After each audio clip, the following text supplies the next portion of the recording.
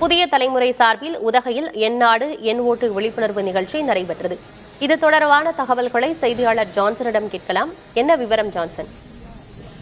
ஆனந்தி, உதகையில இன்னைக்கு காலையில என் நாடு என் ஓட்டு நிகழ்ச்சி நடைபெற்றது. இதை மாவட்ட ஆட்சியர் லட்சுமி பவியா தண்ணீர் துவங்கி வச்சாங்க. இதுல பாத்தீங்கன்னாக்கா மலை மாவட்டத்தில் பொதுவாக வாக்களிப்பது என்பது கொஞ்சம் சிரமமான கிடையாது. காலநிலை பிளஸ் ரோடு பிரச்சனைகள் இதெல்லாம் இருக்கிறதுனால ஒரு 60-65% வாக்களிக்கிறதே ரொம்ப சிரமமா இருந்த காலத்துல இந்த டைம் எப்படியாச்சும் 90% மேல அந்த வாக்களிக்கிறவங்களுடைய ஆர்வத்தை தூண்டணும், அவர்கள் அனைவரும் வாக்களிக்க வேண்டும் என்ற ஆவலில் மாவட்ட நிர்வாகம் பல்வேறு முயற்சிகள் மேற்கொண்டு வராங்க. இந்த நிலையில புதிய தலைமுறை இதுல ஒரு மிகப்பெரிய ஒரு முனைப்பை காட்டு தமிழ்நாடு லெவல்ல பெரிய அளவுல ஒரு விழிப்புணர்வை ஏற்படுத்தி பொதுமக்கள் ஆர்வத்தோட வாக்களிக்கக்கூடிய ஜனநாயக கடமை ஆற்றணும்னு சொல்லி மிகப்பெரிய முயற்சி புதிய தலைமுறை மேற்கொண்டு வராங்க.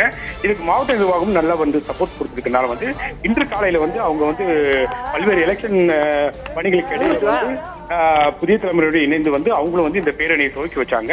இந்த பேரணியானது மாவட்ட ஆட்சியர் அலுவலகத்திலிருந்து பழங்குடி பண்பாட்டு மையம் வரைக்கும் நடைபெற்றது. இதுல பல்வேறு தன்னார்வ அமைப்பை சேர்ந்தவங்க, தோடாஸ், படுகாஸ் உள்ளிட்ட பழங்குடியினர் பலரும் கலந்து கொண்டு ஊர்வலமாக வந்தாங்க. இதுல ஸ்டூடெண்ட்ஸும் ரொம்ப ஆர்வமாக கலந்துக்கிட்டாங்க.